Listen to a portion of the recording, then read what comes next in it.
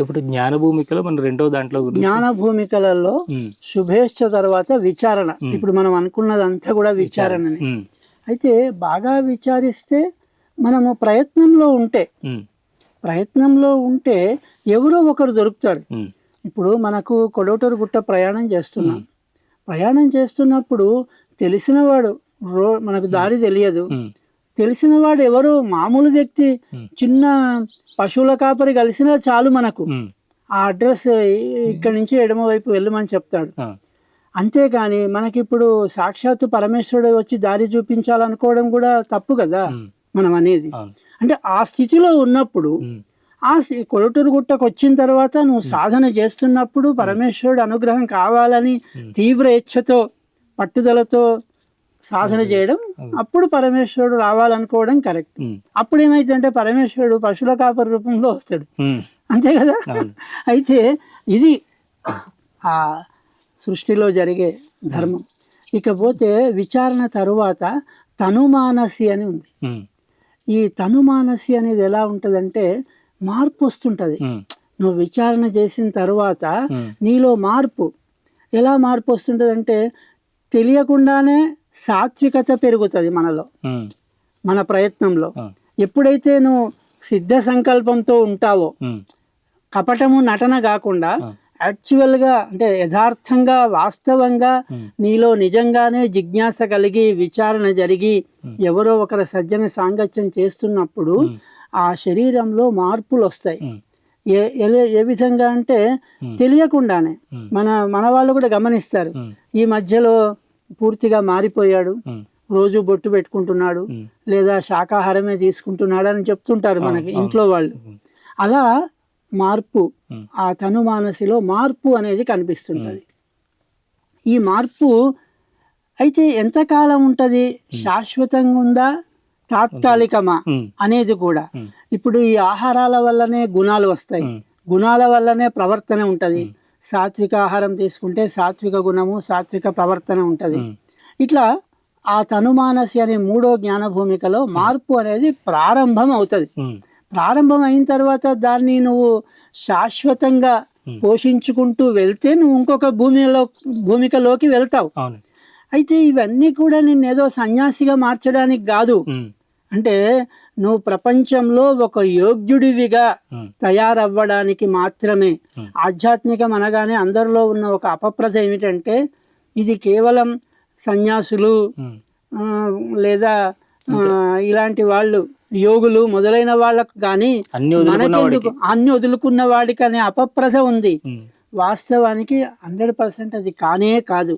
అంటే బాలుడిగా ఉన్నప్పుడు 5 సంవత్సరాలు వయస్సు ఉన్నప్పటి నుండి నువ్వు ఆధ్యాత్మిక జ్ఞానాన్ని, వేదాంత పరిజ్ఞానాన్ని ప్రారంభం చేసినట్టయితే అందరూ ఇవాళ వివేకానంద స్వాములు అయ్యేవాళ్ళు. ప్రపంచమంతా కూడా అందరూ వివేకానందులు అయ్యేవారు. బుద్ధి కర్మానుసారే అంటారు కదా గురువు, అది జరుగుతోంది. అయితే దీన్ని వక్ర మార్గానికి పట్టించే వాళ్ళు కూడా ఉంటారు కదా. అంటే వాడు 4 మంచి మాటలు విందామని వెళ్తుంటే, దేవాలయానికి వెళ్దామని దర్శనం చేసుకుందామంటే వద్దనే వాళ్ళు కొందరు ఉంటారు. అవసరం లేదురా ఇప్పుడు నీకెందుకు ఈ వయసులో గుళ్ళు గోపురాలు తిరుగుతావు, యాత్రలు చేస్తావు అంటారు. అది కాకుండా ఉన్నట్టయితే వీళ్ళు మార్పు మాత్రం ఈ 3వ భూమికలో వస్తుంది. దీని తర్వాత 4వ భూమిక ఉంది, దాని పేరు సత్వాపత్తి అంటారు. అంటే ఏమిటి, ప్రపంచం మీద ఇప్పుడు గుర్తుపట్టే స్థితి వస్తుంది. ఎవరు సరి అయిన వారు, ఎవరు యోగ్యులు, ఏది సరి అయిన జ్ఞానము, ఏది అంటే రాంగ్ రూట్ ఏది, రైట్ రూట్ ఏది అనేది నాలెడ్జ్ అంటే అనుభవంలోకి వస్తుంది. ఇందాకనేమో శృత జ్ఞానము, విన్న జ్ఞానం మాత్రమే, పఠన జ్ఞానం మాత్రమే ఉంటుంది, కానీ ఇప్పుడు అనుభవ జ్ఞానంలోకి వస్తుంది. సత్వాపత్తిలో ఆ లోపల మదనపడి ఒక విషయానికి, ఒక నిర్ణయానికి వస్తాడు. అంటే ఈ 3 భూమికల అంటే దీంట్లో ఒకదానికి ఒకటి లింక్ ఉంది. మొదటిది, రెండోది, మూడోది పూర్తిగా సిద్ధిస్తేనే 4వది వస్తుంది. ఈ 4వ దాంట్లో గట్టిగా అవుతాడు. అంటే చలనం లేకుండా, ఇక మార్పు లేదు, ఇక అటు దృష్టి మాత్రమే ఉంటుంది. ఎవరు ఎన్ని చెప్పినా ఏది చేసినా మళ్ళీ ఇటు డైలమా లేకుండా అంటే తేడా తెలిసిపోద్ది, మంచి చెడు తెలిసిపోతుంది. పూర్తి స్థాయి. సందిగ్ధావస్థ తొలగిపోతుంది. ఉమ్, ఇప్పుడు మీరు ఒకప్పుడు 4-5 సంవత్సరాల క్రితం ప్రారంభం చేసినప్పటికీ ఇప్పటికీ ఉమ్, చాలా మార్పు. ఉమ్, అంటే ఇన్ని మీరు వింటున్నారు, చూస్తున్నారు, ఎన్నో అనుభవాలు, ఎన్నో ఇబ్బందులు పడుతూ వచ్చారు కాబట్టి ఇప్పుడు ఒక స్థిరమైన నిర్ణయానికి వచ్చారు. ఏమిటి యథార్థం ఏమిటి అనే నిర్ణయానికి వచ్చారు. అదే మాదిరిగా ఈ 4వ భూమికలో కూడా, ఉమ్, ఈ సత్వాపత్తిలో కూడా అలాగే ఉంటుంది. ఉమ్, ఈ సిద్ధులగుట్ట పైన ఉమ్, ఇంత ఎత్తు మీద ఇక్కడ ఉమ్. కోనేరు లాగా ఉంది. అవునండి, ఇది ఎప్పుడు ఈ కోతులు కూడా వచ్చి నీళ్లు తాగుతున్నాయి. నీళ్లు తాగుతున్నాయి. అంటే ఎండిపోకుండా, అంటే నీళ్లు ఎప్పుడు కూడా ఉంటాయి. ఉమ్, ఉమ్, అందరు భక్తులు కూడా వచ్చి ఆ. స్నానాలు చేసి మార్జనం చేసుకొని వెళ్తారు. అంటే ఈ వర్షపు నీళ్ళే ఇక్కడ ఉంటాయంటారా? నిల్వ ఉన్నాయి, ఉమ్, ఎప్పుడూ నిల్వ ఉంటాయి. ఉమ్, ఎంత ఎండాకాలమైనా నిల్వ ఉంటాయి. ఉమ్, వర్షం వచ్చినప్పుడు కాస్త పెరుగుతాయి, అంత దాకా వస్తాయి. ఉమ్, ఉమ్.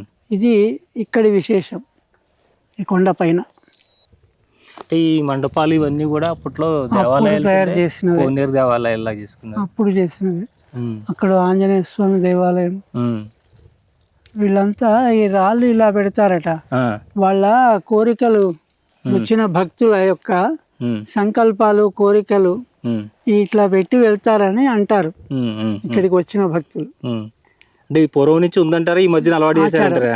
ఎప్పుడు అయిందో తెలియదు, మా చిన్నప్పటి నుంచి కూడా అన్నారు. ఆ, ఆ. అలా పోయిన వాళ్ళంతా కూడా రాళ్ళు ఎన్ని కోరికలు ఉంటే అన్ని అక్కడ ఉమ్, రాళ్ళు పేర్చుకొని రావాలని. ఉమ్, ఉమ్, అంతరంగ సాధనలో ధ్యానప్రస్థం అంటే ఎక్కడ ఉంటే అదే ధ్యానప్రస్థం. భువనగిరిలో ఉంటే భువనగిరిలో ధ్యానప్రస్థం, ఉమ్, హైదరాబాద్ స్టూడియోలో ఉంటే అది ధ్యానప్రస్థమే, ఉమ్, ఇప్పుడు ఇక్కడ సిద్ధులగుట్టలో ఉంటే ఇది ధ్యానప్రస్థమే. ఉమ్, అంటే ఎక్కడ ఉంటే అక్కడ, ఉమ్. మనస్సు ఎక్కడ ఉంటే అక్కడ ధ్యానప్రస్థం. సర్వాంతర్యామినే నమః, అంతరాత్మనే నమః, గురుభ్యో నమః.